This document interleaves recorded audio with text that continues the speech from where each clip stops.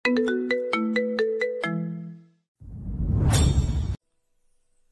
বিয়ে করেছি 2 মাস পূর্ণ হলো। আমাদের বিয়েটা লাভ ম্যারেজ, কিন্তু এখনো পর্যন্ত রুহিকে কাছে টেনে নিইনি একবারও। রুহি হচ্ছে আমার বিয়ে করা বউ, আর আমি কে সেটা তো সকলেই জানেন, নতুন করে বলার কিছু নেই। প্রেম করে বিয়ে করছি তো কি হয়েছে, ওকে একটু সময় দেওয়া দরকার নিজেকে গুছিয়ে নেওয়ার জন্য। তাই ওকে এতদিন কাছে টেনে নিইনি, না আজ ওকে কাছে টানবো, নিজের সমস্তটা আজ ওকে বিলিয়ে দেব। রাতের বেলা রুহি আমার সাথে শুয়ে আছে।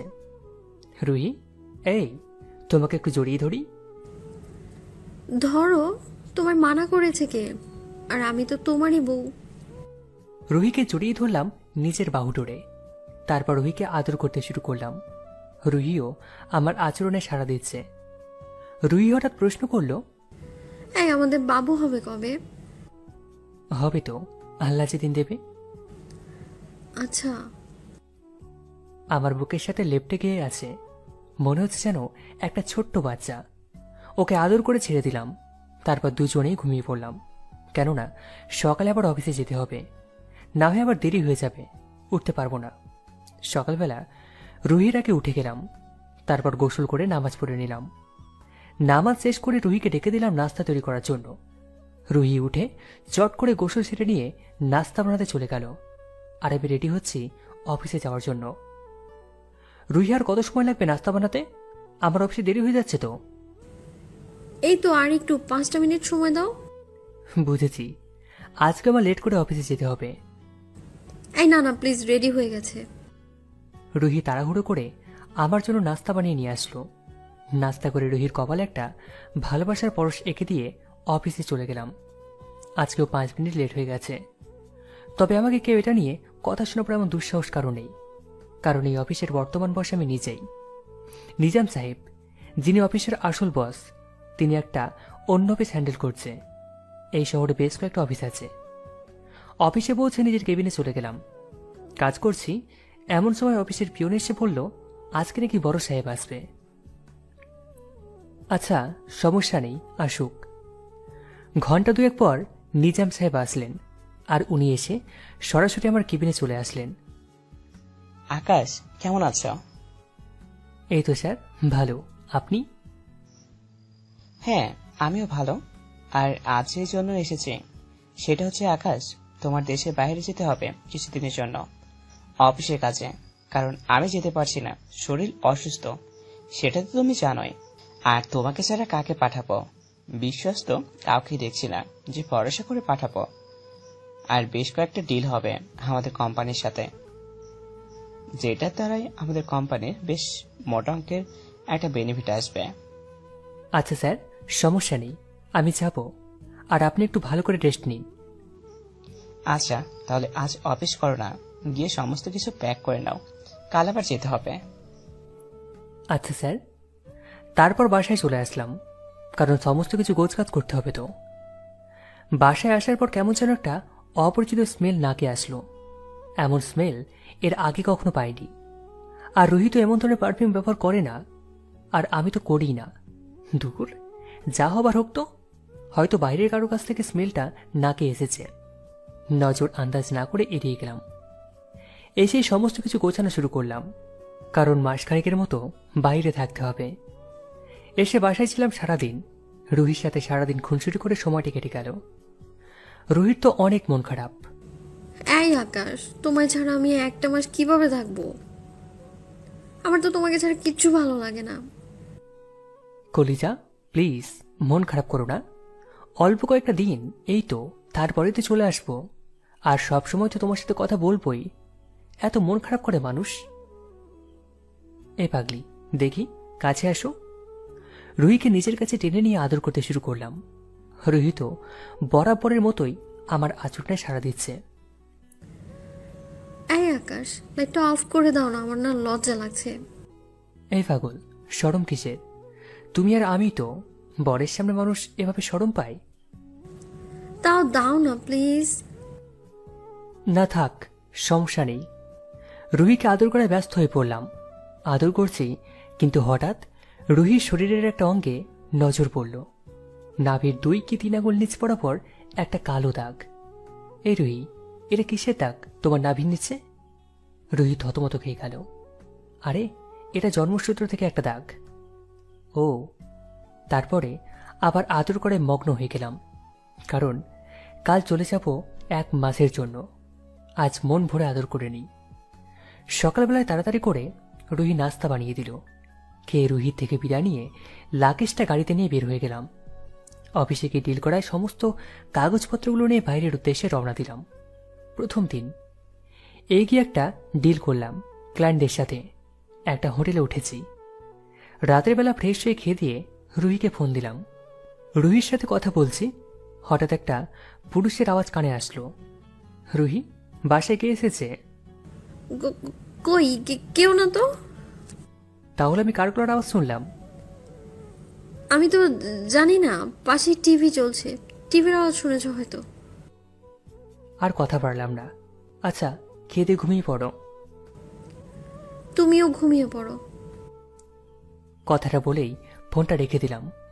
কিন্তু কেন জানি মনের মধ্যে একটা খটকা লাগছে। না, আমি স্পষ্ট শুনেছি এটা একটা পুরুষের আওয়াজ। আমি এতটা বোকা না যে কোনটা টিভির আওয়াজ আর কোনটা মানুষের গলার আওয়াজ চিনতে পারবো না। তার মানে কি রুহি আমাকে ঠকাচ্ছে? আর এত রাতে আমার বাসায় পুরুষের গলার আওয়াজ আসবে, তা আবার সারা বাড়িতে রুহি একা। ছিছি, কি ভাবছি আমি এসব? আমার রুহি এমন না, সে আমাকে খুব ভালোবাসে। তারপর ঘুমিয়ে গেলাম। এভাবেই দিন কাটতে লাগলো। আজকে সমস্ত রিল শেষ হয়েছে। কথা ছিল 1 মাস থাকবো, কিন্তু আজ 1 মাস 10 দিন সমস্ত কিছু গুছিয়ে নিয়ে এয়ারপোর্টে চলে এসেছি। বিমানে এসে বসে আছি। 5 মিনিটের মধ্যেই বিমানটা ছেড়ে দেবে। 5 মিনিট পর বিমানটা শো করে আকাশে উড়ে গেল। বসে বসে মনে মনে ভাবছি, ইস, আজ কতদিন পর বউটাকে দেখব। গিয়ে বউটাকে অনেকগুলো আদর করব, একদম ইচ্ছে মতো আদর করব। বাসায় পৌঁছে কলিং বেল চাপ দিতেই রুহি এসে দরজাটা খুলে দিল। রুহি আমাকে দেখতে পেয়ে হাউমাউ করে কান্না করা শুরু করে দিয়েছে। কিন্তু আমার কেন জানি মনে হচ্ছে রুহির শরীর থেকে আমি সেই দিনের অপরিচিত স্মেলটা পাচ্ছি। তার মানে কি আমি যা ভেবেছিলাম সেটাই কি সত্যি? না না, এটা হতে পারে না। আমার রুহি এমন না। তারপর লাগেজটা রেখে ফ্রেশ হয়ে নিলাম। রাতের বেলায় দুজনে খাবার খেয়ে শুয়ে আছি। আজ কেমন যেন অন্যরকম একটা লাগছে রুহিকে দেখতে। কেন জানি মনে হচ্ছে এটা আমার রুহি না। আমার বিয়ে করা রুহি আর এই রুহির মধ্যে অনেকটা তফাৎ লক্ষ্য করলাম। এই রুহি, আমাকে জড়িয়ে ধরবে না? কতদিন ধরে বুকটা তোমাকে জড়িয়ে ধরতে কাতর হয়ে আছে। রুহি আমাকে জড়িয়ে ধরল। রুহি জড়িয়ে ধরায় শরীরটা যেন প্রাণ ফিরে পেয়েছে। ওকে আদর করতে শুরু করলাম। রুহিও রেসপন্স করছে আমার সাথে। কিন্তু হঠাৎ লক্ষ্য করলাম রুহির নাভির নিচে সেই দাগটা আর নেই, কিন্তু ঘাড়ের একপাশে নখের আঁচড়, যার দরুন ঘাড়টা ফুলে আছে। সারাদিন চুল দিয়ে ঘাড়টাকে ঢাকা ছিল, তাই নজর যায়নি।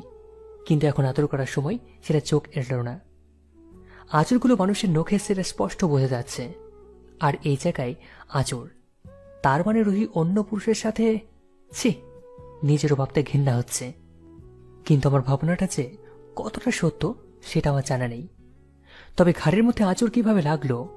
আর সে নিজে তো নিজের ঘাড়ে এমন আঁচড় দেবে না। আমার ধারণাটা যদি সত্যি হয়, না আর ভাবতে পারছি না। রুহিকে ছেড়ে দিয়ে উঠে বসে পড়লাম। কি হলো, উঠে বসে গেলে যে আদর না করে? আসলে শরীর খারাপ লাগছে তো, তাই আজ আর না, এখন একটু ঘুমোবো। এই কলিজা, তোমার কি শরীর খারাপ? না, ঠিক আছে। আচ্ছা রুহি, একটা কথা জিজ্ঞাসা করলে তার সঠিক জবাব দেবে? হ্যাঁ বলো কলিজা, দিব। তোমার নাভির নিচে না একটা দাগ ছিল, সেটা কোথায় গেছে? রুহি তো রীতিমতো ঘাবড়ে যায়। কি বলবে সে ভেবে পাচ্ছে না। কি হলো, কথা বলছো না যে? নাভির নিচে দাগটা কোথায়? আসলে আমি একটা মলম ইউজ করেছিলাম, তাই সেই দাগটা চলে গেছে। তুমি না বলেছিলে দাগটা তোমার জন্মগত? তাহলে মলম মিস করে চলে গেল কি করে? আমি কিভাবে বলবো বলো, নেটে দেখেছিলাম তাই অর্ডার করেছি মলমটা, আর সেটা ব্যবহার করার পরে দাগটা চলে গেছে। আচ্ছা, দাগটা না হয় মলম ইউজ করার ফলে চলে গেছে, কিন্তু ঘাড়ের নিচে যে নখের দাগ, সেগুলো কোথা থেকে এলো? এই কি বলছো তুমি? কোথায় কোথায় দাগ ঘাড়ের নিচে? চুল দিয়ে ঢেকে ফেলল। তুমি ঢাকলে সেটা আর লুকায়িত থাকবে না, কারণ সেটা আমি একবার দেখে ফেলেছি। সত্যি করে বলো, নখের আঁচড়গুলো কোথা থেকে এলো? আমি জানি না কোথা থেকে এসেছে। জানো না বললে তো আর হবে না। আঁচড়গুলো মানুষের, আর তার চেয়ে বড় কথা সেটা তোমার শরীরে। সেটা তুমি জানো না বললে তো হবে না। এই জানি না বলেছি না, ব্যাস জানি না। আর তুমি কি আমায় সন্দেহ করছো? সন্দেহ কেন করব? তবে একটা জিনিস যে তোমার চোখে পড়েছে, আর সেটা স্বামী হয়ে আমার জানার অধিকার আছে। রুহি এবার রেগে গিয়ে বলল, এই তোর সমস্যা কি? হ্যাঁ, অনেকটা সময় ধরে দেখছি একটার পর একটা উল্টাপাল্টা প্রশ্ন করেই যাচ্ছিস। একবার বলেছি কানে যায় না? আমি জানি না। আমি তো ঘাবড়ে যাই রুহির এমন ধরনের কথাবার্তা শুনে। বিয়ে হয়েছে অবধি বা রিলেশন সময়েও কখনো রুহি আকাশের সাথে তুই তো করেনি, কিন্তু আজ এমন কি করে হলো যেমন ধরনের আচরণ করছে? আসলে কি আমার ধারণা সত্যি যে রুহি অন্য পরপুরুষের সাথে অবৈধ কাজে লিপ্ত হয়েছে, আর সেটা আমার কাছে ধরা খেয়ে বলে এমন ধরা করছে? না, এর শিকড় আমি টেনে হিঁচড়ে বের করবই। রুহির সাথে কথা না বলে নিজের মতো করে কাঁথা গায়ে দিয়ে শুয়ে পড়লাম, কিন্তু মাথা থেকে এই ঘটনাটা কেন যেন কোনোভাবেই বের হচ্ছে না, আর কেন যেন ঘুমটাও উধা হয়ে গিয়েছে। রাতের শেষ অংশে প্রায় তখন চোখটা লেগে এসেছে, তখনই আজানের ধ্বনি কানে আসে। উঠে গিয়ে নামাজ পড়ে নিলাম। রুহিকে ডাকলাম না। নামাজ শেষ করে বারান্দায় গিয়ে দাঁড়িয়ে আছি। কিছু সময় পর রুহি হাতে করে চা নিয়ে আসে। এই নাও তোমার চা। অবাক হয়ে তাকিয়ে আছি। এটা কি আসলে আমার রুহি? আমার কেমন যেন সন্দেহ হচ্ছে, কারণ রুহির সাথে যখন সম্পর্ক জড়িয়েছি তখন থেকে রুহি যদি কখনো রাগ করত, তখন তার রাগ না ভাঙানো পর্যন্ত সে আমার সাথে কথা বলতো না, কিন্তু আজ তার বিপরীত। রুহির হাত থেকে চাটা নিয়ে চুপচাপ খাওয়া শুরু করলাম। এই কি হয়েছে? চুপচাপ হয়ে আছো যে, কথা বলছো না কেন? রাতের জন্য কি আমার উপর রেগে আছো? না, রেগে নেই, এমনি ভালো লাগছে না কথা বলতে।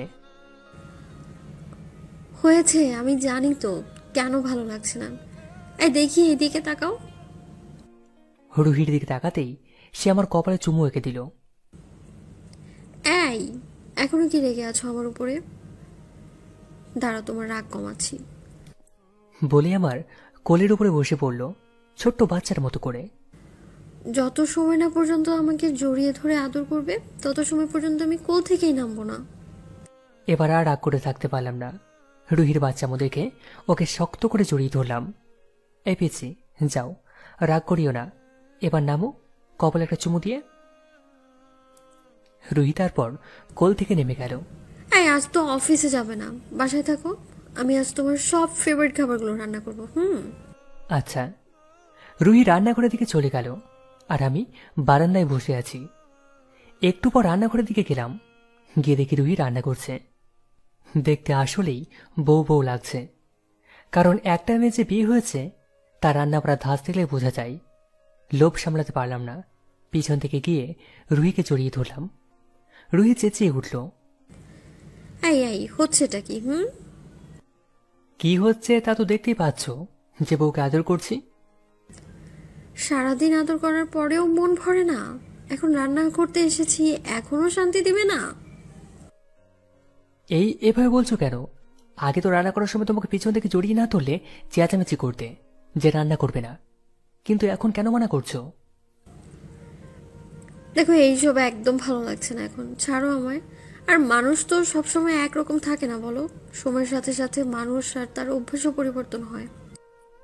রুহিকে ছেড়ে দিয়ে মন খারাপ করে সে রুমের মধ্যে বসে আছি, আর ভাবতে থাকি যে রুহির বাচ্চামো দেখে সে রুহিকে ভালোবেসেছে, কিন্তু তার মধ্যে আজ কেন বাচ্চামো ছিটে ফোটাও নেই, বরং কাজ ও কর্মে নতুন একটা রূপ প্রেজেন্ট করছে আমার সামনে, যে এটা আমার রুহি না। সারাদিন এভাবেই ঘরে বসে বসে কেটে গেল। রুহির সাথে তেমন একটা কথা বললাম না, রুহিও আমার সাথে তেমন একটা কথা বলল না। পরের দিন সকালবেলা উঠে নামাজ পড়ে রেডি হয়ে নিলাম। রুহিকে 2 বার ডাক দিয়েছি, কিন্তু সে ঘুম থেকে ওঠেনি, তাই ওকে ঘুমিয়ে থেকে রেখে নাস্তা না করে অফিসে চলে গেলাম। অফিসে পৌঁছে পিয়নকে নাস্তা আনার জন্য বললাম। নাস্তা করে কাজে মন দিচ্ছি, কোনোভাবেই মন বসছে না। আর আমি অফিসে এসেছি প্রায় 3 ঘন্টা হয়ে গেছে। রুহি এতক্ষণে ঘুম থেকে উঠে পড়ার কথা, আর আমি জেনে ওকে ডেকে চলে এসেছি, আমায় একবারে ফোন করেনি পর্যন্ত এখনো। এতটা পরিবর্তন কি করে ঘটল রুহির? যে রুহি আমি বলতেই পাগল আর আমার দেখভাল করার কথা তো কোনোভাবে ভুলতো না, আর আজ যে রুহি আমি নাস্তা না করে চলে এসেছি একটা বারো পর্যন্ত খবর নিল না। হাজারো চিন্তা ভাবনা মাথার মধ্যে ঘুরপাক খাচ্ছে। এমন সময় নিজাম সাহেব ভাবনার অবসান ঘটিয়ে কেবিনের মধ্যে প্রবেশ করলেন। আকাশ, তুমি তো একদম কামাল করে দিয়েছ। তোমার কাজে আমি মুগ্ধ। আর আমার বিশ্বাস ছিল তুমি ডিলগুলো করবে, আমাদের কোম্পানি কখনো বিপদের মুখে পড়বে না, বরং ভালো একটা প্রফিট আসবে আমাদের কোম্পানির। কংগ্রেস আকাশ, আমাদের কোম্পানির জন্য এত বড় একটা ভূমিকা পালন করেছ। তোমার ঋণ আমি কখনো শোধ করতে পারবো না। স্যার কি বলছেন? এটা তো আমার কর্তব্য। আমি আমার অফিসের জন্য করব না তো কার জন্য করব? নিজাম সাহেব তো পুরো খুশিতে আত্মহারা, কারণ কোম্পানির বেশ ভালো একটা প্রফিট এসেছে। বেশ কিছুক্ষণ কথা বলে উনি চলে গেলেন। আমিও কাজের মধ্যে মনোযোগ দিলাম। বিকেলবেলা অফিস শেষ করে একটু আগেই বেরিয়ে গেলাম। বাসার সামনে এসে গেছি প্রায় এমন সময় হঠাৎ একটা ব্ল্যাক কালারের কার দেখতে পেলাম বাসার সামনে পার্ক করা। আমি আমার গাড়িটা পার্ক করে কারটা দিকে এগিয়ে যাব, ঠিক সেই মুহূর্তে গাড়িটা ছেড়ে দিয়ে চলে গেল। আরে কে এসেছিল আমার বাসায় এ সময়? বাসায় গিয়ে রুহিকে ডাক দিলাম, এই রুহি, বাসায় কে এসেছিল? রুহি আমাকে দেখে ঘাবড়ে গেছে। ভূত দেখার মতো চমকে উঠল আমাকে দেখে। তুমি কখন এলে? এই তো এইমাত্র। আর কে এসেছিল বাসায়? কই কেউ না তো, কে আসবে? হঠাৎ সেই স্মেলটা আবারও নাকে আসছে। আজ আমি আমার সমস্ত কথার উত্তর পেয়ে গেছি। রুহি আমাকে ধোকা দিচ্ছে। রুহিকে কিছু না বলে ওয়াশরুমে চলে গেলাম ফ্রেশ হতে। আল্লাহ, কিছু দেখে ফেলো না তো।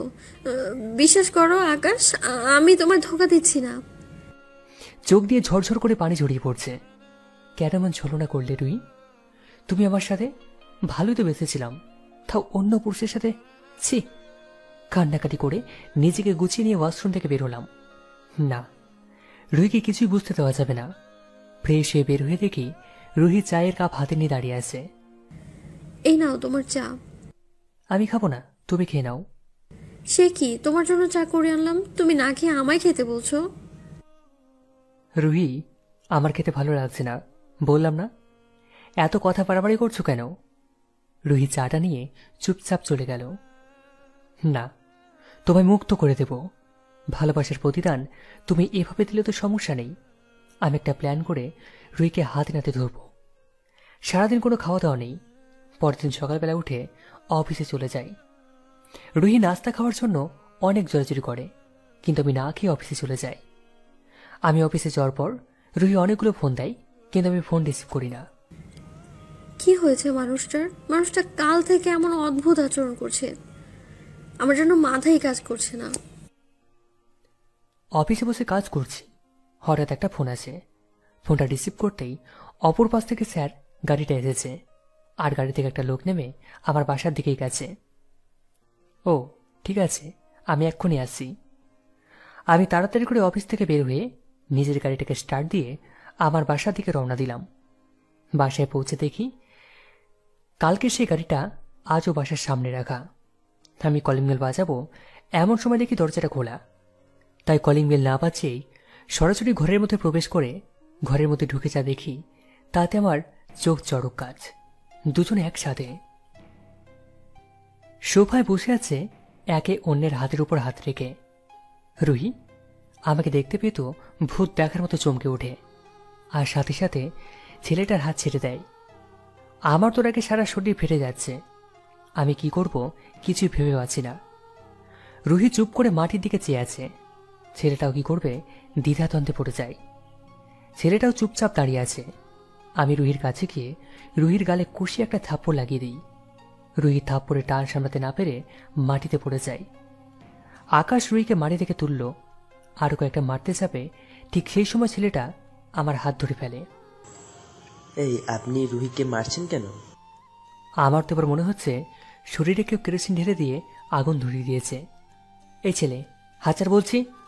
প্লিজ আপনি একবার আমার কথাটা শোনেন। এই কুত্তার বাচ্চা, তোকে হাত ছাড়তে বলেছি না? বলে ছেলেটা তলপেট বরাবর শরীরের সমস্ত শক্তি দিয়ে লাথি মারলাম। জানোয়ারের বাচ্চা, কত বড় সাহস তুই আমার হাত ধরিস! আমি দৌড়ে নিজের রুমে চলে যাই। আর রুমের মধ্যে হুইল চেয়ার একটা রোলার ছিল, সেটা নিয়ে এসে ছেলেটার এলোপাতাড়ি মারতে শুরু করলাম। ছেলেটা মার খাওয়ার ফলে নাক মুখ দিয়ে ব্লাড বেরোতে শুরু করলো। আমি তাও ক্ষমা দিচ্ছি না, ছেলেটাকে ইচ্ছে মতো মারছি। রুহি তখন দৌড়ে এসে আমার পায়ে পড়ে যায়। প্লিজ আকাশ, তুমি রোহানকে মেরো না, দরকার হয় ওর বদলে আমাকেই মেরে ফেলো প্লিজ, তাও ওকে মেরো না, ও মরে যাবে, ওর কোনো দোষ নেই। ছেলেটা আমাকে পাগলের মতো ভালোবাসে। ধাক্কা দিয়ে রুহিকে ফ্লোরের মধ্যে ফেলে দিই। তোকে কতটা ভালোবেসেছিলাম আজ তা আমি দেখেই ছাড়ব। কেন আমিও তোকে ভালোবাসতাম, তাও কেন তুই আমার সাথে প্রতারণা করলি? আমি আবার মারতে শুরু করি। রোহান আর সহ্য করতে না পেরে জ্ঞান হারিয়ে ফেলে। আমি লক্ষ্য করি রোহান আর কোনো রেসপন্স করছে না, তাই ওকে নিয়ে ঘরের বাইরে ফেলে রেখে চলে আসলাম। আর যে খবর দিয়েছে তাকে বলে দিই ওকে নিয়ে কোনো একটা হসপিটালে ফেলে রেখে চলে আসতে। তারপর ঘরে এসে রুহিকে চুলের মুঠি ধরে ফ্লোর থেকে উঠিয়ে নিজের বেডরুমে নিয়ে যায় আর বিছানায় ছুঁড়ে মারি। তোর একজন দিয়ে হয় না, 1000টা পুরুষ লাগে। দাঁড়া, তোর পুরুষ আসক্তিতে আজ আমি বের করছি। রুহিকে হাইনার মতো চিড়ে চিড়ে খাই আর রুহির গলায় সজোরে চেপে ধরি। রুহির যেন শ্বাস নিতে কষ্ট হচ্ছে। রুহি মিনতির সুরে ছেড়ে দিতে বলছে, কিন্তু আমার তো কোনোভাবে রাগ কমছে না। আমি তো আজকে হাইনা হয়ে গেছি। আমি কাজও করেই যাচ্ছে। তারপর রুহিকে বিছানায় ফেলে রেখে উঠে পড়ি। বিছানার পাশে রাখা শার্টটা গায়ে দিতে দিতে বললাম, ভেবেছিলাম তোকে ডিভোর্স দিয়ে দেব, কিন্তু না, তুই যে আমার সাথে প্রতারণা করলি, আমার ভালোবাসা নিয়ে খেলা করলি, তোকে ডিভোর্স দিলেছে সেই প্রতারণার শোধ তুলতে পারবো না। তোকে ডিভোর্স দেব না, কিন্তু তোর শরীর আজকে থেকে রোজ এমনভাবে চিড়ে চিড়ে আত্মসাৎ করব। তারপর রুমে দরজা আটকে রুম থেকে বেরিয়ে পড়ি। রুম থেকে বের হয়ে খবরীকে ফোন করি। রোহনকে কোথায় ভর্তি করিয়েছে জিজ্ঞাসা করলাম। খবরই ঠিকানা দেয়, আমি সেখান থেকে চলে যাই গাড়ি নিয়ে। অন্যদিকে রুহি ঘাটে শুয়ে অঝরে কান্না করছে। তার ওঠার শক্তি নেই, কারণ আমি একটু আগেই নিজের শরীরের সমস্ত শক্তি ওর উপরে প্রয়োগ করে গেছি। বিশ্বাস করো আকাশ, তোমায় আমি ধোকা দেইনি, সবসময় তোমাকে স্বামী হিসেবে মেনে এসেছি। কিন্তু আজ তুমি ভুল বুঝলে। রোহানকে তুমি এতটা না মারলেও পারতে। তুমিও যেমন আমায় ভালোবাসো, রোহানও ঠিক আমায় তেমন ভালোবাসে। ভালোবাসা তো অপরাধ না বলো? কিন্তু হ্যাঁ, রোহান আমায় ভালোবেসেছে, তাই সে দোষী। কিন্তু এই সব কিছুর জন্য যে আমিই দায়ী। হসপিটালে যাওয়ার পর বলে, ডক্টর ওকে যেভাবে পারেন সুস্থ করে তুলুন, ওকে আবার আমি মারব। ওর মৃত্যু আমার হাতে লেখা আছে। হসপিটাল থেকে অফিসে চলে যাই। অফিসের কেবিনে বসে আছি, কিন্তু কাজে মন বসছে না। এত কিছুর পরেও কি কাজে মন বসানো সম্ভব? তাও কোনো রকমে অফিস টাইম শেষ করে আমি বাসায় যাই। রুহি এখনও রুমের মধ্যে বন্দি। বাসায় গিয়ে বেডরুম খুলতে দেখি রুহি বেহুশ হয়ে পড়ে আছে। আমি ওয়াশরুম থেকে 1 বালতি পানি এনে রুহির গায়ের উপর ঢেলে দিই। রুহির প্রতি আমার কেন জানি আর মায়া দয়া কাজ করছে না। রুহির একটু পর জ্ঞান ফিরে আসে। সে দেখতে পাই আমি চেয়ারের উপরে বসে ওর দিকে বড় বড় চোখ করে তাকিয়ে আছি। এ যা, আমার জন্য খাবার নিয়ে আই। রুহি চুপ করে আছে। এই কুত্তার বাচ্চা, তোকে কি বলেছি তোর কথা কানে চায়নি? রান্না করতে পারিনি আজকে। পারবি কি করে অন্য পুরুষের সাথে রং তামাশা নিয়ে ব্যস্ত থাকলে? প্লিজ একটাবার আমার কথা শোনো, বিশ্বাস করো। তুমি সত্যিটা কি জানো না, আমি তোমাকে ধোকা দেইনি তো। ওই, তোর মতো দুশ্চরিত্র মেয়ের কোনো কথাই শুনতে চাই না আমি। যে মেয়ে একটার পর একটা মিথ্যা বলতে পারে, তার মতো ঠকবাজির কথা শোনার সময় মতো আমার হাতে নেই। এখন যা, খাবার নিয়ে আয়, না হয় জানিস তো তোর কি হাল করব আমি এখন। রুহি ভয়ে তাড়াতাড়ি করে আমার জন্য খাবার রেডি করতে চলে যায়। 30 মিনিটের মধ্যে রুহি আমার জন্য খাবার নিয়ে আসে। রুহিরও খুব খিদে পেয়েছে, তাই রুহি আমাকে খাবার বেড়ে দিয়ে সে নিজেও খেতে বসে আমার সাথে।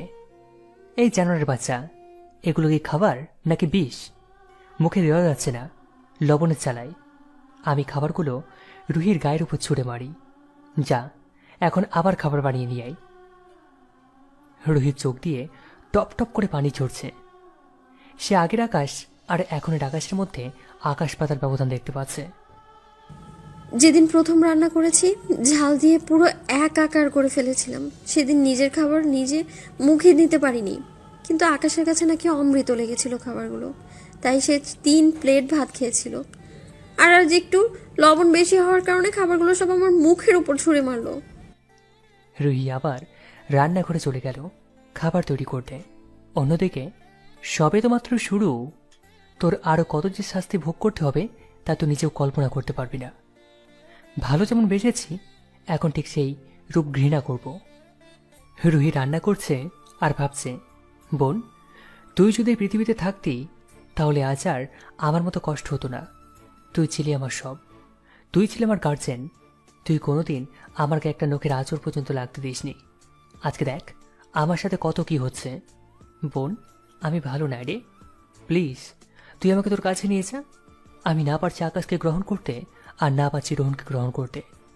তবে আমি আকাশকে স্বামী হিসেবে মানি, কিন্তু রোহন যে আমার জীবনে কি করে এলো।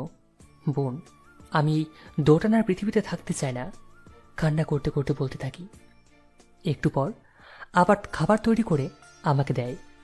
রুহি খাবার সার্ভ করার সময় আমি লক্ষ্য করলাম রুহির গলাটা ফুলে আছে, আর গলার নিচে অনেকটা জায়গায় নখের আঁচড়। আমি জানি এগুলো তার নখের আঁচড়, কারণ সে রুহিকে গলা চেপে ধরেছিল। আমার মায়া লেগে যায় রুহিকে দেখে। এই মেয়ে, এখানে আসো। রুহি আমাকে খাবার সার্ভ করে দিয়ে মাত্র খেতে বসবে, এমন সময় আমি আবার ডাক দিই। রুহি গিয়ে আমার সামনে দাঁড়াই। কোলে বসো। রুহি চুপচাপ করে আমার কোলের উপরে বসে পড়ে। খাবারের প্লেটটা হাতে নিয়ে খাবার মেখে রুহির মুখের সামনে ধরলাম। এ মেয়ে, হাঁ করো। রুহি এটা দেখে আমার গলা জড়িয়ে ধরে হু হু করে কান্না করে দেয়। এত আদিক্ষেতে দেখানোর কিছু নেই, যা করেছ এখনো ভুলিনি। তোমার চেহারা দেখে মায়া লাগলো। ভালো যে বাসি, না হয় তোমার মতো মেয়েকে খাইয়ে দেওয়ার কোনো প্রশ্নই আসে না। রুহি চুপচাপ মাথা নিচু করে আছে। আমি রুহিকে খাইয়ে দিয়েছি, আর রুহি সমস্ত খাবারটা শেষ করছে। আমি রুহিকে খাইয়ে দিয়ে নিচে খেতে যাব, এমন সময় রুহি, এই দাও, আমি তোমায় খাইয়ে দিই। না, তার কোনো প্রয়োজন নেই।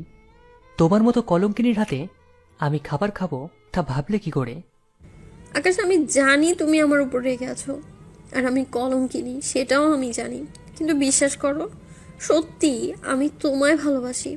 কিন্তু রোহানকে আমি বিয়ের আগে ভালোবাসতাম, কিন্তু বিয়ের পর আমার সমস্তটা জুড়ে শুধু তুমিই আছো।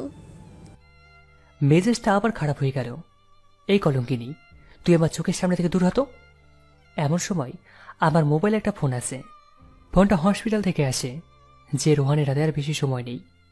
সে মৃত্যুর আগে একবার আমার সাথে কথা বলতে চায়। না, এটা হতে পারে না। ওকে আমি আমার হাতেই মারব। আকাশ খাবারগুলো সেভাবে রেখে উঠে চলে যায়। তারপর গাড়ি নিয়ে হসপিটালের উদ্দেশ্যে বের হয়। হসপিটালে পৌঁছানোর পর রোহানের কেবিনে যাই। গিয়ে দেখি রোহান মৃত্যুর সাথে পাঞ্জা লড়ছে।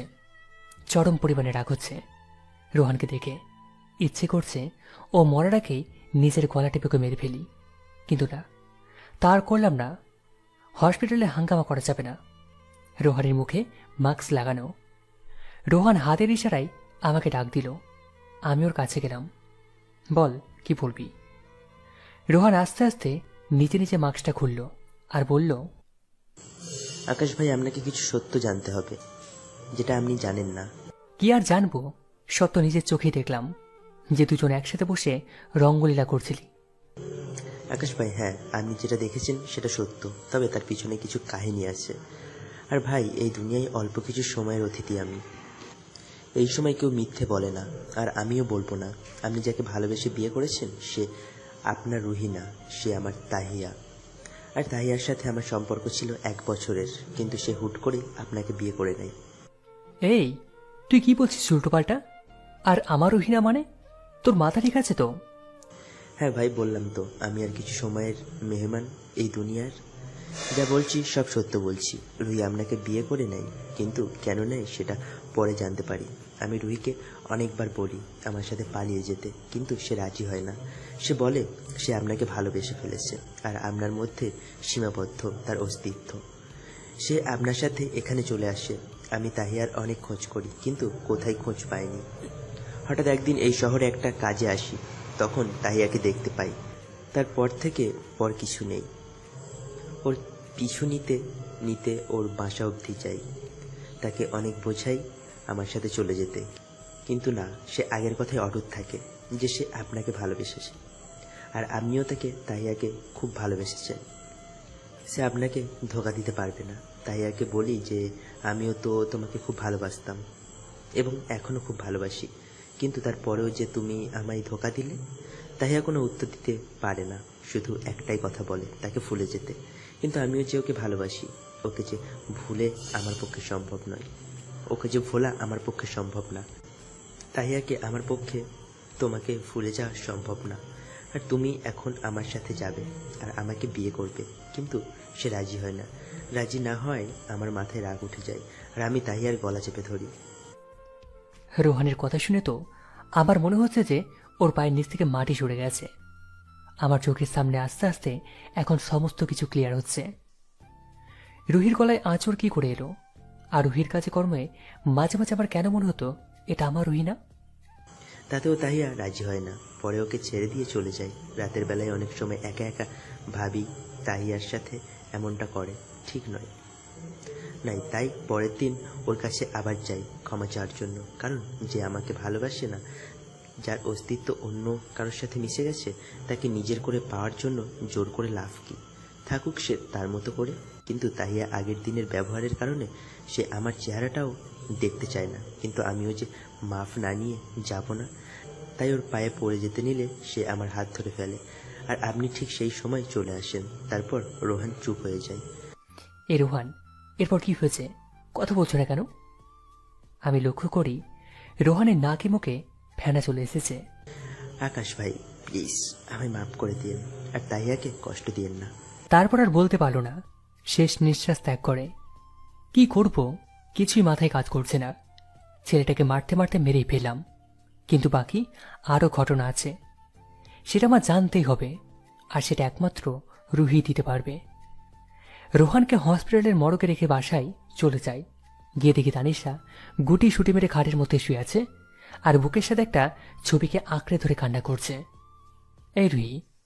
রুহি আমার গলা শুনে সাথে সাথে ছবিটা লুকিয়ে ফেলল, আর চোখটা মুছে নাই। আমি যা যা প্রশ্ন করব তার সোজা উত্তর দেবে। হ্যাঁ বলো। তোমার নাম রুহি নাকি তাহিয়া?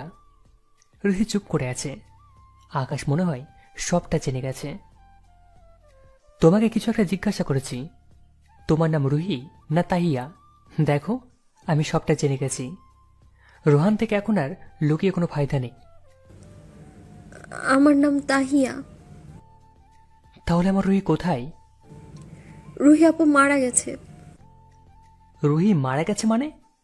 আমার সবকিছু কেমন যেন এলোমেলো লাগছে।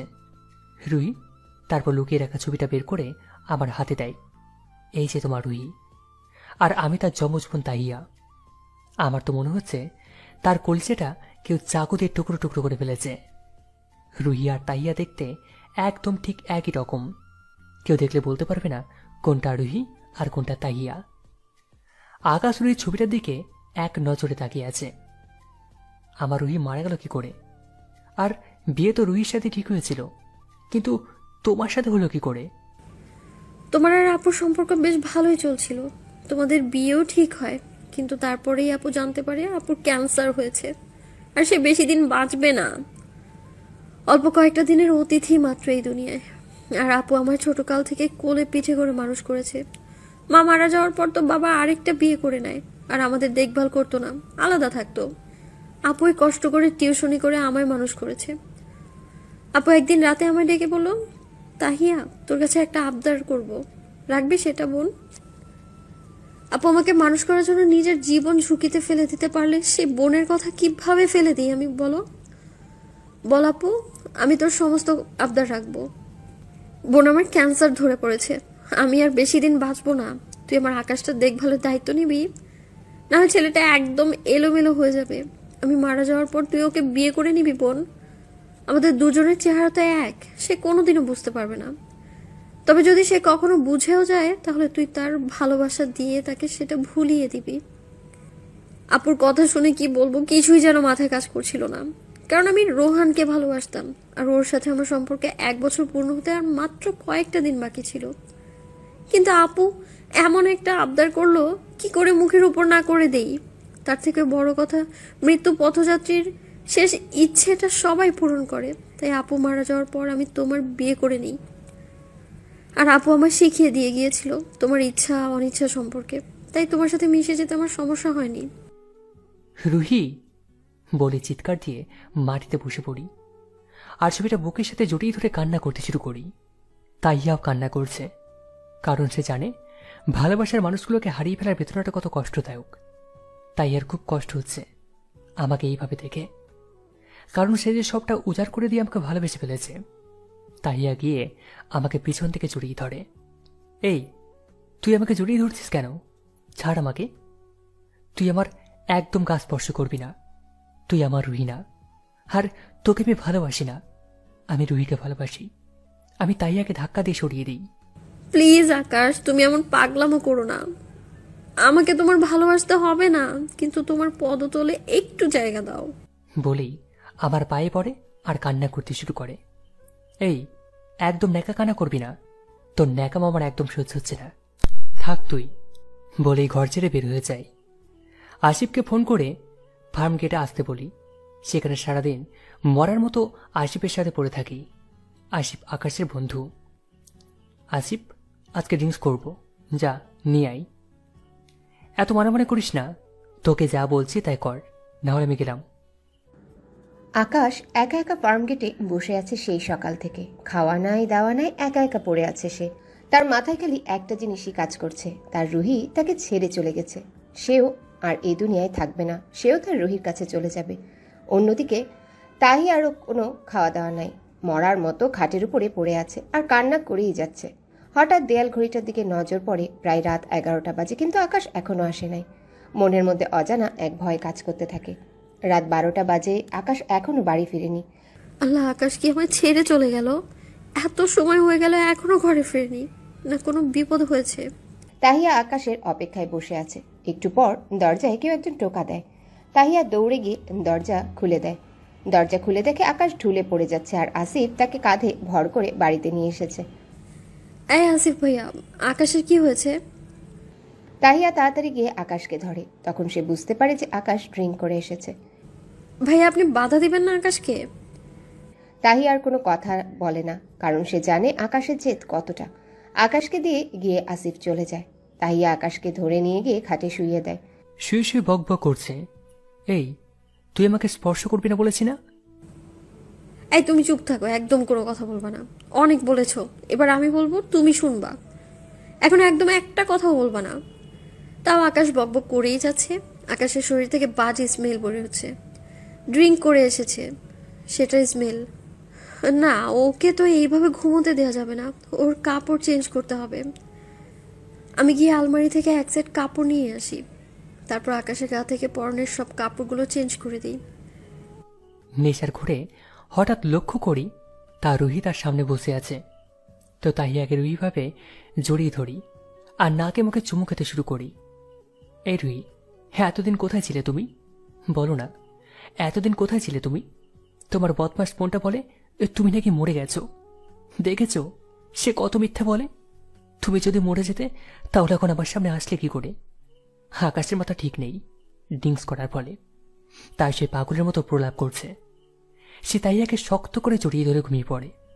তাইয়াও আকাশকে জড়িয়ে ধরে ঘুমিয়ে পড়ে, কারণ সে বহুদিন পর আকাশের বুকটা জড়িয়ে ধরে ঘুমানোর সুযোগ পেয়েছে, তাই সে সেটা মিস করতে চায় না।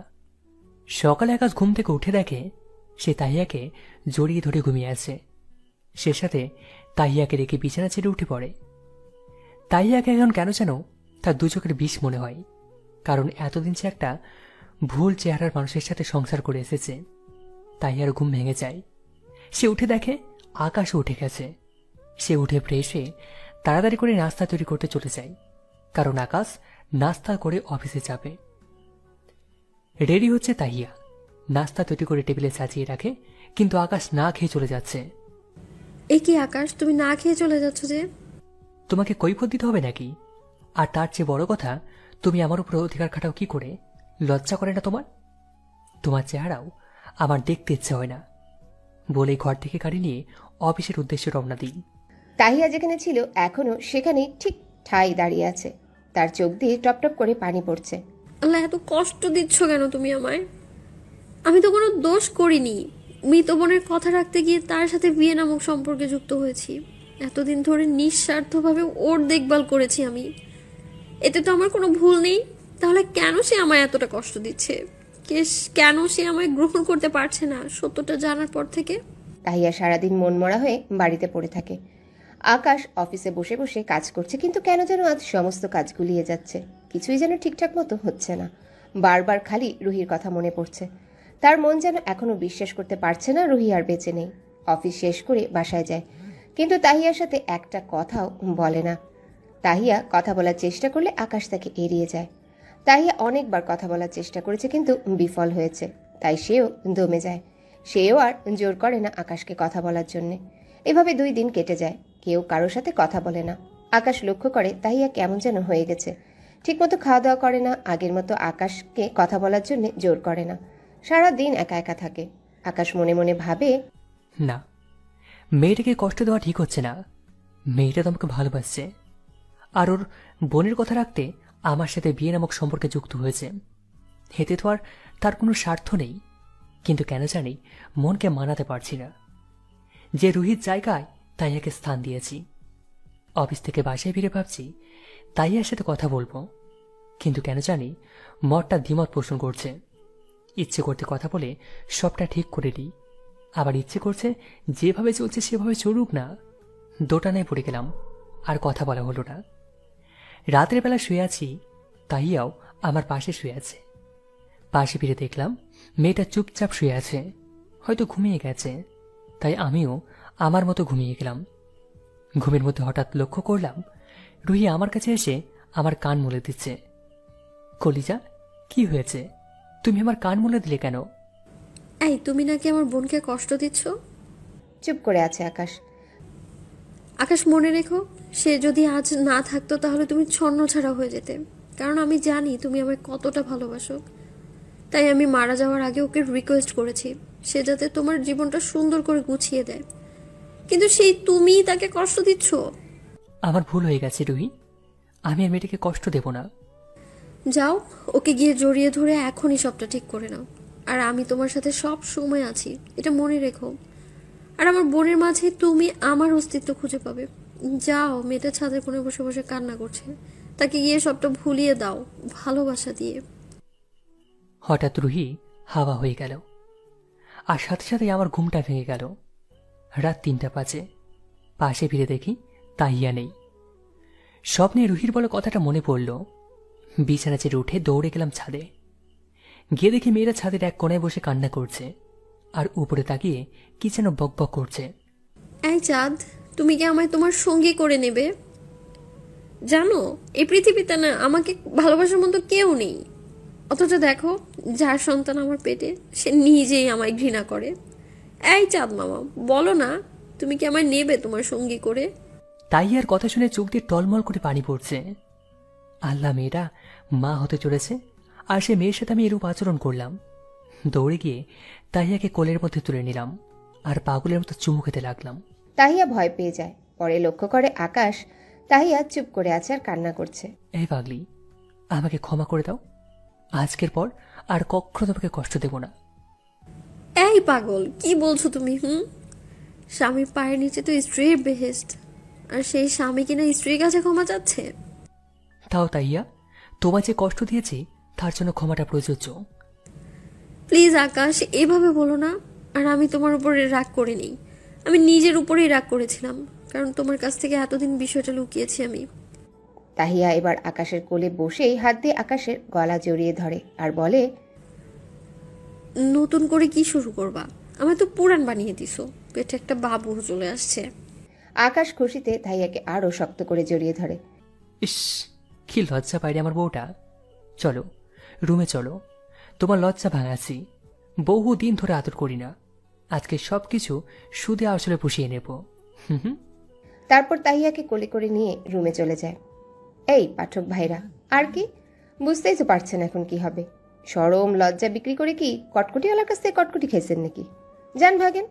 মানুষের ইতিহাস না শুনে নিজে বিয়ে করে ইতিহাস তৈরি করেন।